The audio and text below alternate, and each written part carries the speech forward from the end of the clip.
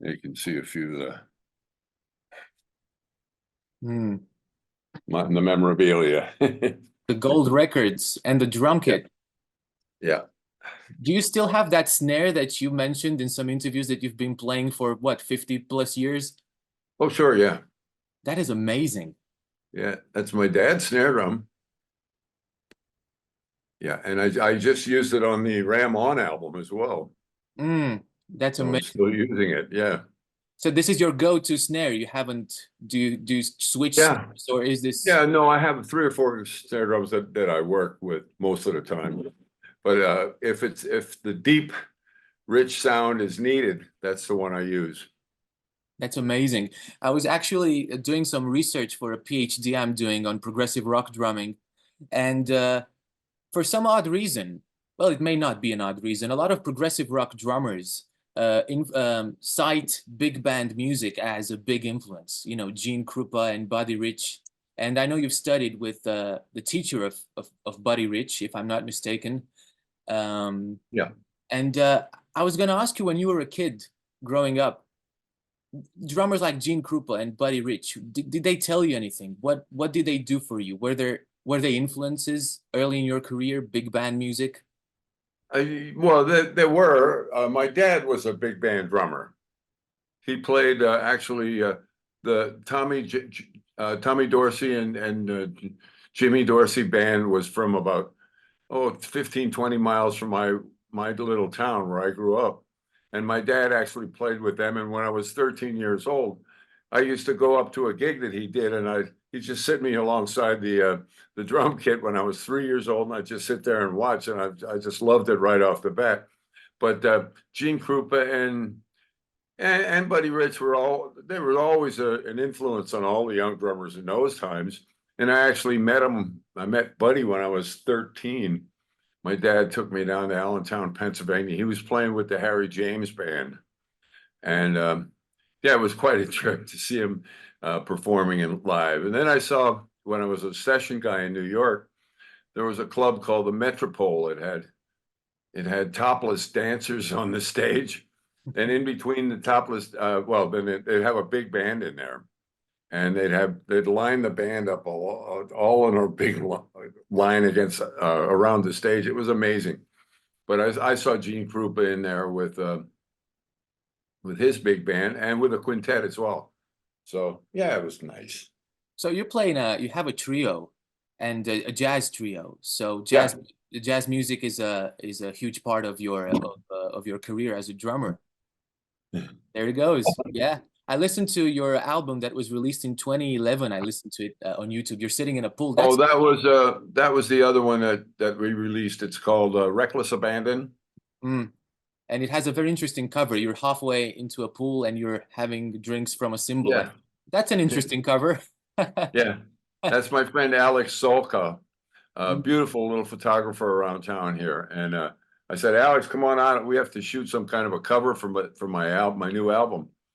And he said, do you have an old sport coat that you don't care about so much? I said, yeah. He said, why don't you put it on and grab a cymbal or something and just get in the pool and walk around? I went, what? So I was walking around the pool, and we were taking shots with the cymbal on my head and all kinds of things.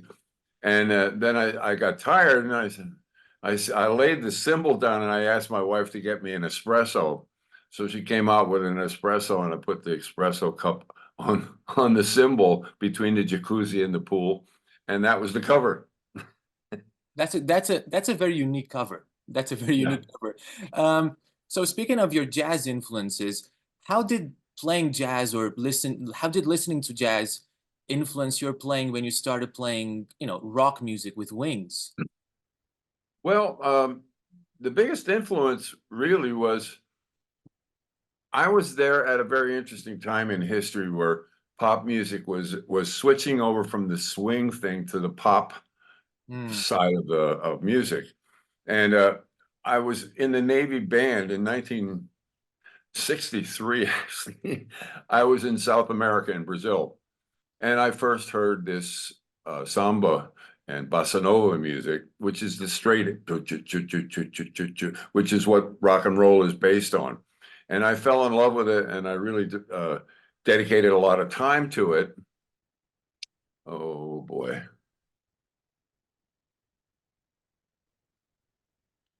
Okay, I'm back. I had just had another phone call came in. The computer took it off the screen. Anyway, so I came back to New York with all of this knowledge about the straight eight thing, and it was becoming fashionable in TV commercials and albums and what have you. And so a lot of the jazz guys swung it too hard, did it rather than Hmm. and because I had that feel from the trip to Brazil, I started getting real popular in the studios with the pop stuff. And one of the first records I did was with an artist named John Denver. Yeah, I know John Denver. Yeah.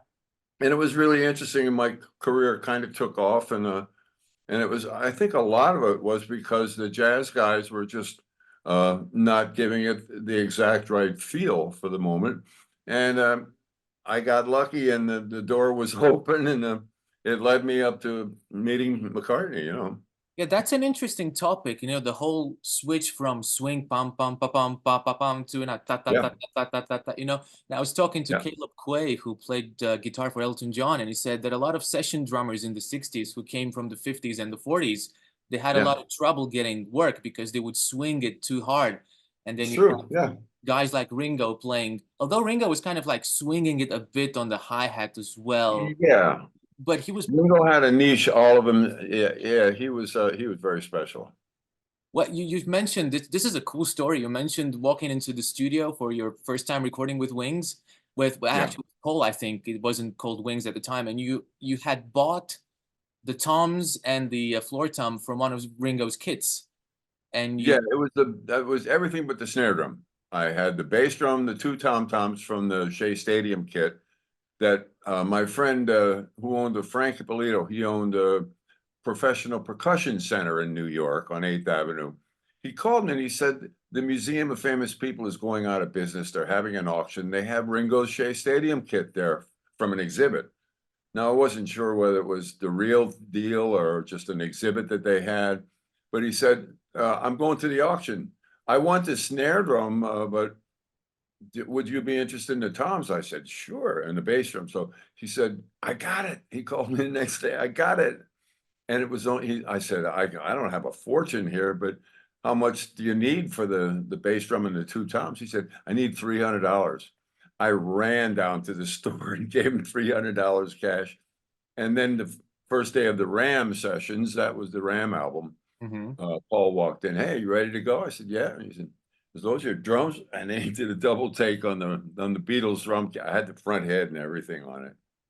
So, speaking of Ringo, were you one of those people that saw the Beatles on the Ed Sullivan Show in '64 and you went, okay, I got to do this? Was Ringo? No, you weren't one of those guys. No, I wasn't.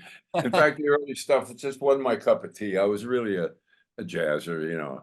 But Mm. I was it was around Thanksgiving one time, and I know my friend Joe Beck took me up uptown in New York to have a dinner with Jackie and Roy, a couple of great musicians. They're both singers and writers, and I have Jackie and Roy Krall, Krall, and we had some yeah, we smoked some funny cigarettes and stuff like that night. We had a good time, a little bit of wine, and had dinner, and then they broke out. They had a real advanced copy of the White Album, and I was just in the right space, and I heard this White Album, and I went, holy, how did I miss this, the musicianship involved with this? How did I miss it?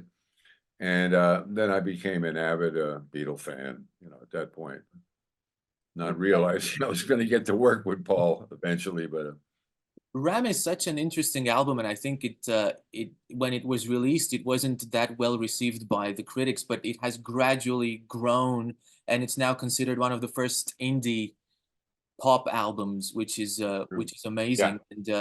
And I was wondering if you have any memories, any special memories of doing that recording, because it's a complex album. You got strings and trumpets and things like Admiral Halsey. They like two songs.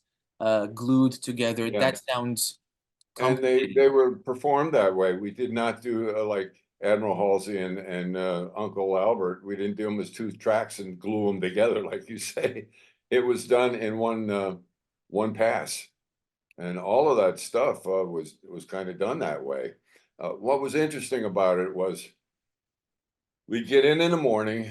He booked us from 9 to 6, like bankers hours, 9 in the morning till 6 at night. He'd show up at 10, 10:30, 11 sometimes.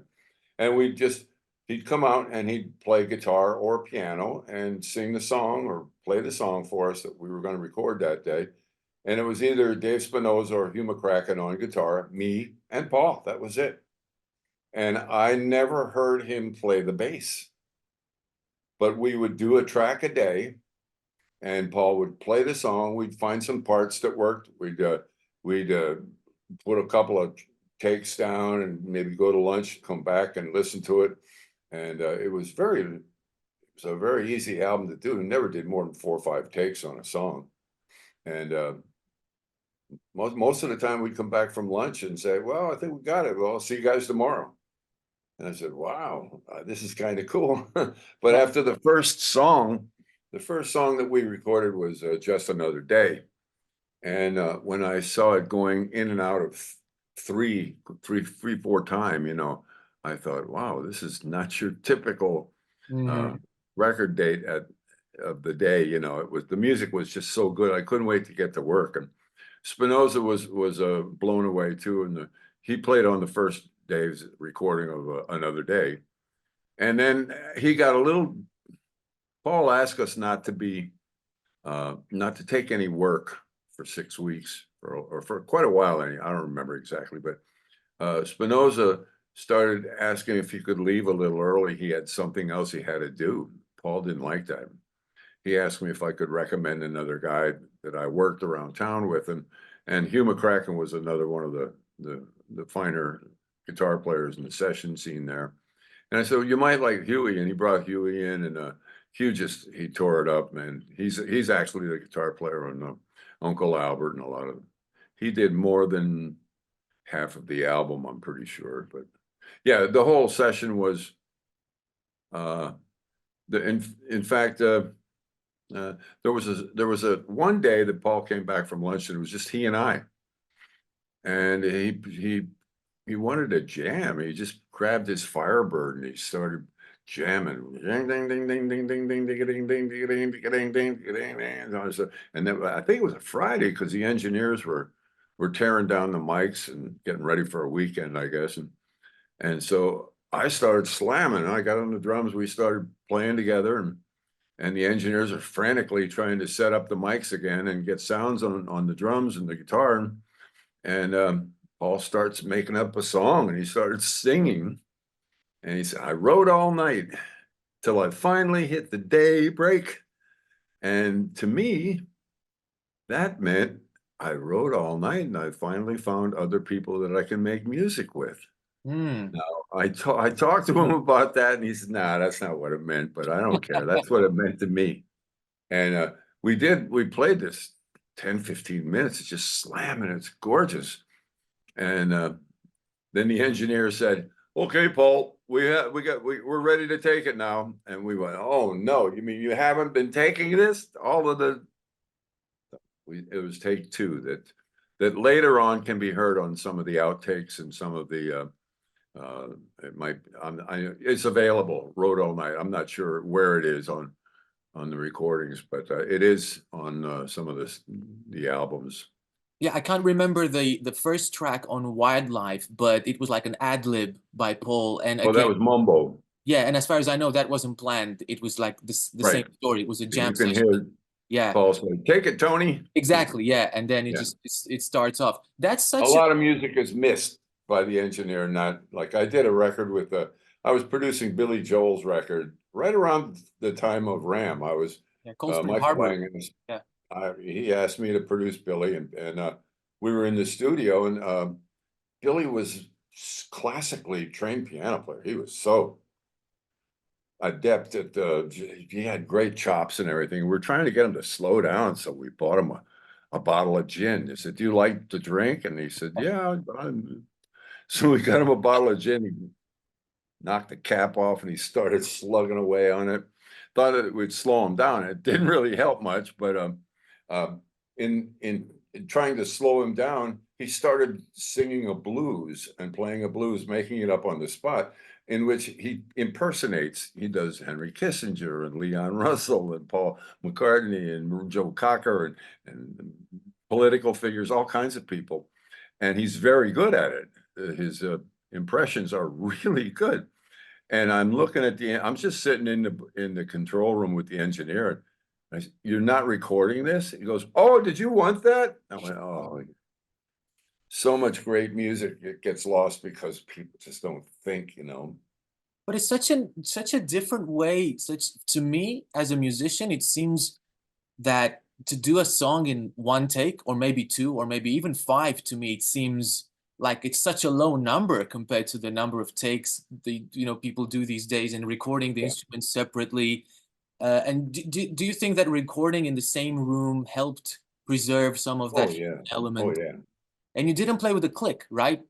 No, never. I Yeah, mean, on that record, no. Everything is done with a click today, but yeah. the music breathes, and I just think it's much better. But the click track is my friend, when Mm. later on in life, when I was doing all of the film track uh soundtracks and even records and TV commercials and what have you, it's all done to a click because of the time, just the whole thing of video and film and frame per second and all that stuff. It has to be done to a click so it can be Yeah. measured, replaced, and what have you.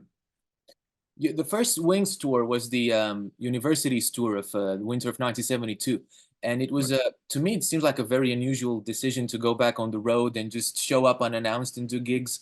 Did that surprise you? Did you think I'm in Wings now and we're gonna do big stadium tours, and all of a sudden Paul says we're just gonna play some random places? I guess I was a little taken back with it, but I remember Paul in the beginning, he wanted to do a tour of Brazil on horse-drawn carriages, and just show up and play, he wanted to do something totally different after being a Beatle. It was, it got from nothing to, it was 0 to 100 in no time at all. And I don't think he wanted to see that happen with Wings, but he really wanted Wings to be like the Beatles, where we were established and the world knew who each member of the band was. And it wasn't Paul McCartney and Wings in the beginning. It was just Wings. It was a new band. And so, yeah, I understood what he was going for, and I kind of enjoyed it, actually, not to have to go and be compared to the last time that the fans saw the Beatles live. How do you follow that up? Yeah, plus you got this crazy story of the Wings Over Europe tour bus, which Yeah, I heard was so slow. It was such an inefficient way of traveling. What are you? I find that story fascinating. It's yeah. like the And Led the bus is Zeppelin. around. It's on display now, Yeah, it's been like renovated or whatever, and it's on display. right? What are your memories of that? Was that frustrating to travel so slow, or? Yeah, I mean, it was fine though. It was really, I mean, it only went 35 miles an hour. It wasn't very comfortable, but on the top deck, the double decker bus, there were mattresses up there, so you could lay and sunbathe in the south of France. But when you got up to your way of the world up there, it was chilly and raining, and so you just huddled up downstairs in the bus, and there was no like food and drink and all of that stuff. There was really nothing on it. It was just a little more spacious bus seats, but no, it was a trip, but it was part of that whole camaraderie that we were forming as a band and a family, musical family, just out there doing it.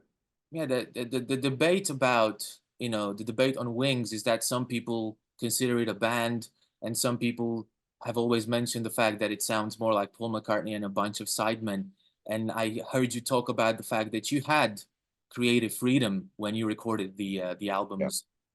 So for you, you were part of a band. It felt like a band. It didn't feel like session work, right? yeah, and that was a big part of it for me. because early on in my session career, I made some records with cats like from Woodstock that were in the bands, and there was a different head on a band player rather than a session player.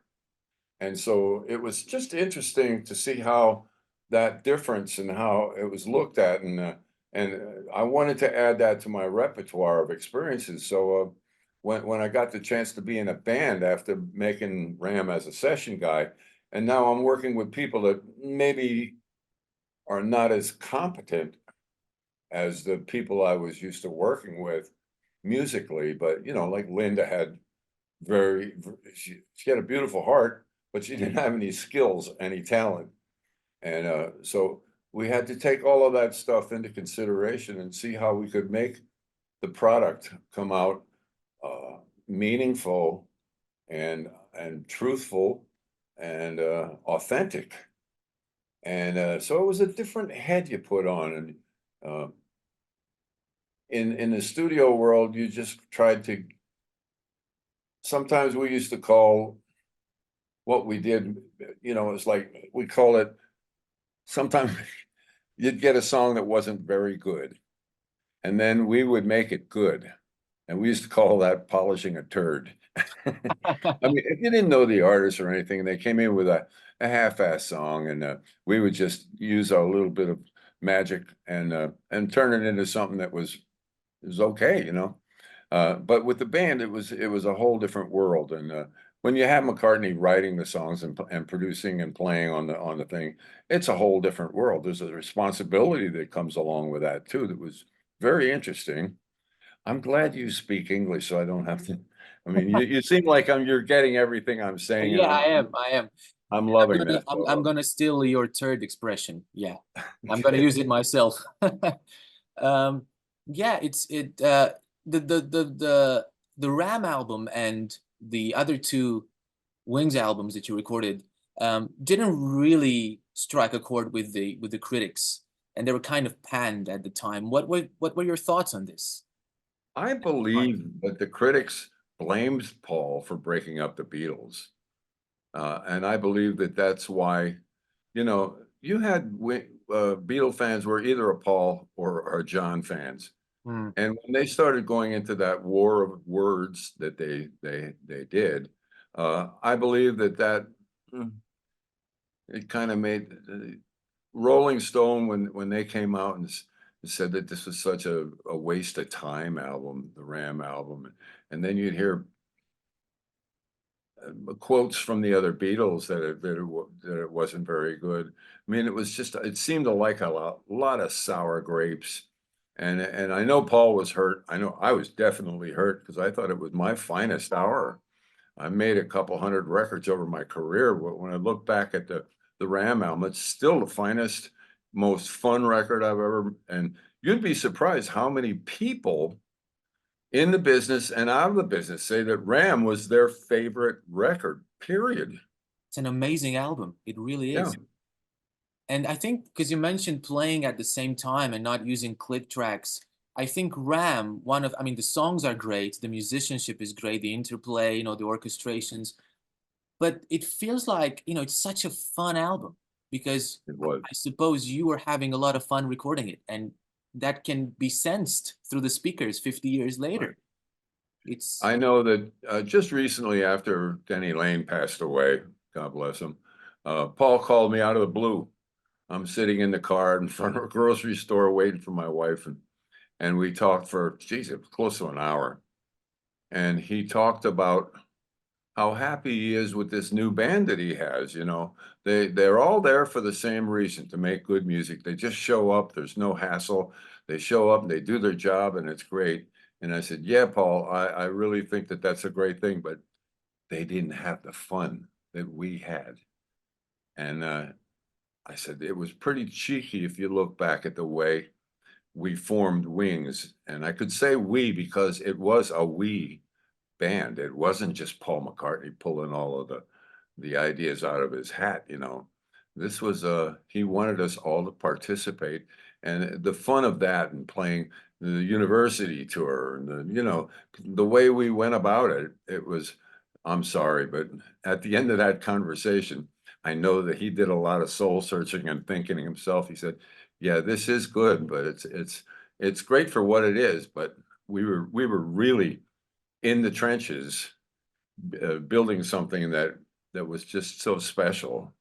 And now that that conversation came just after Denny passing, and it's just me and him left from the original band. I was literally thinking Yeah.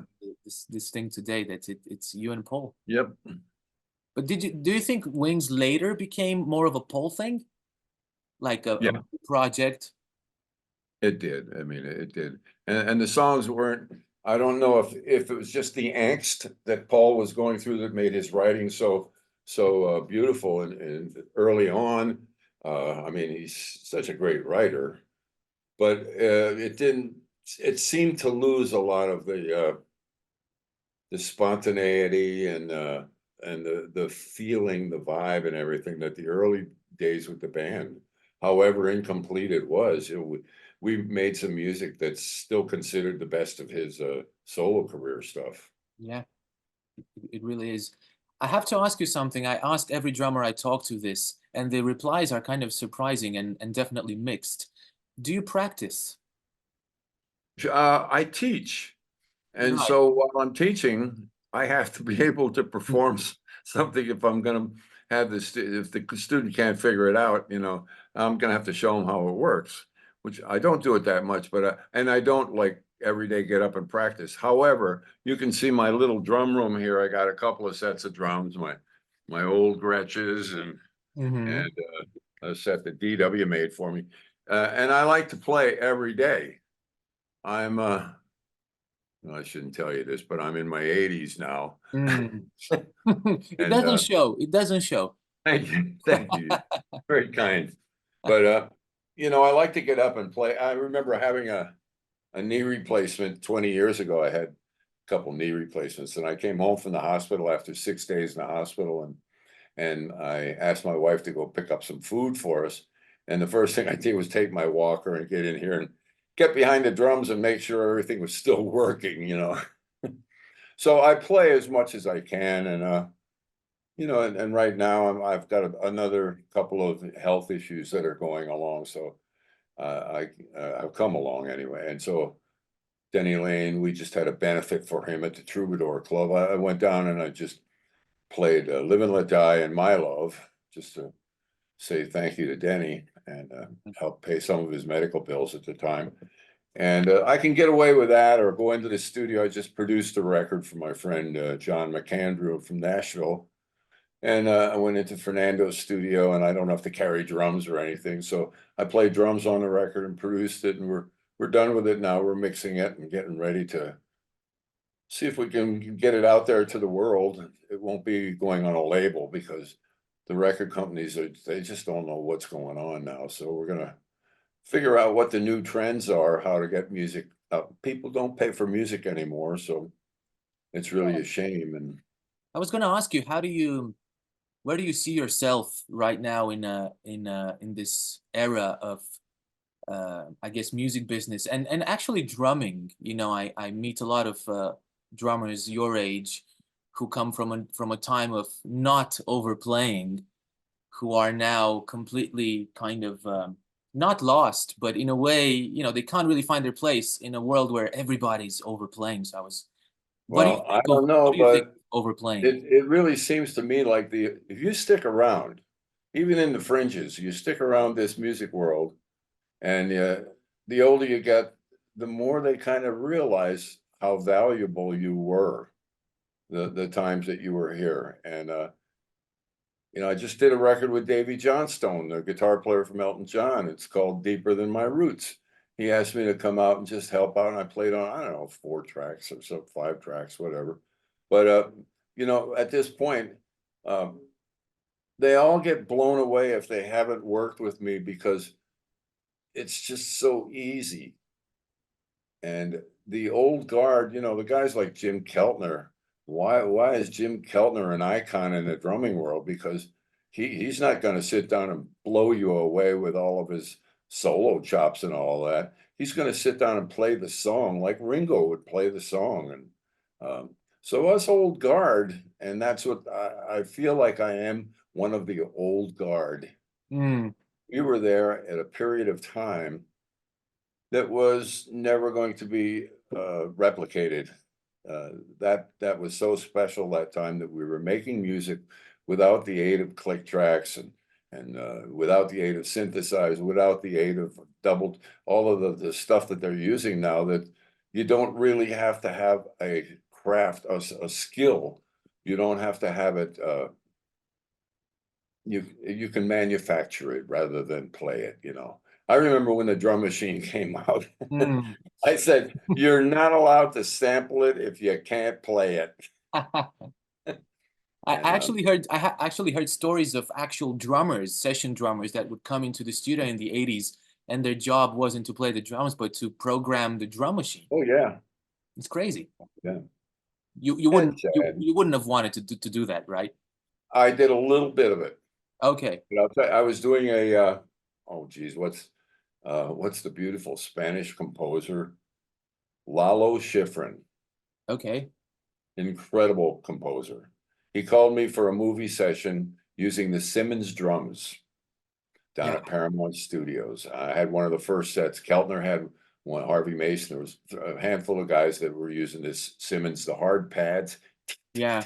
I had And one as well. I don't know how it ended up in Romania when I was a kid, but it was like an 80s stuff and you couldn't the stick had such a weird rebound. It was oh, so it was awful. Yeah. yeah.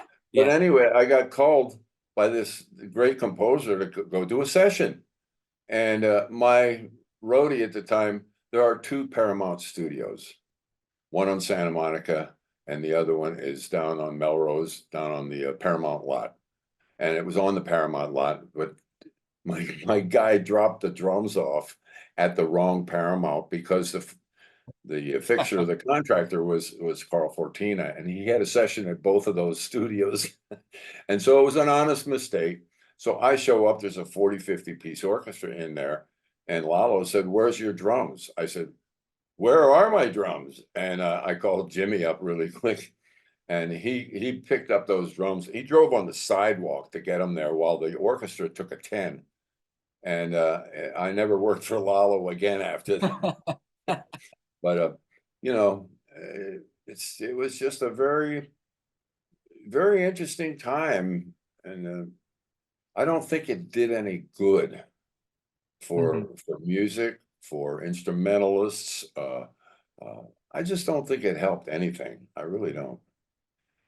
Well, it was great to talk to you. Thank you so much. My Um, pleasure, Alex. it means a lot, you know, when I talk to people whose records I grew up with, and you look at the cover and there's the Ram or whatever album, and there's your face in it, and I'm turning my head, and it's like, oh wait, you're here, and you know, and so it's been an honor, and as a drummer myself, thank you for your drumming, which is influential to me and many others. And I'm looking forward to all the stuff that you have up your sleeve, including the new album. And please don't hesitate to tell me because I'd like to promote it here as well. I'm sure that there are people here Well, who. well, thank you. That's very, very, I really enjoyed this interview too. And I could tell from your response that you're one of us, you know, so it doesn't wash off. But we did come out with the Ram On album Yeah, that you it was probably should know about. Cherry Red has released it last year. It was released, or was it 2 years now? But it's a re-recording, right? yes, it's a Yeah. tribute to the Ram album, and it's done by approximately 100 young musicians. My job as producer was to say, okay, that vocal hits the spot, this one doesn't. Let's go with this guy. You know, so many people wanted to be a part of this album, and it was me and Fernando that put it together. But Hmm. it's just been released on a double album vinyl. And Okay, your fans should know this, and it's available everywhere, I suppose, you know, but good to know. I know it's just out in the last year or 6 months, maybe even, on double album vinyl on Cherry Red, and it's titled Ram On, a tribute to Paul and Linda's 50th anniversary of the Ram album. That's amazing. That's As long as amazing. we're plugging stuff, let's plug that. Well, thank you so much, and I hope you have a great day, and we'll keep in touch. Thank you, Alex. You too. Thank you. Bye bye. Bye. Thank you so much.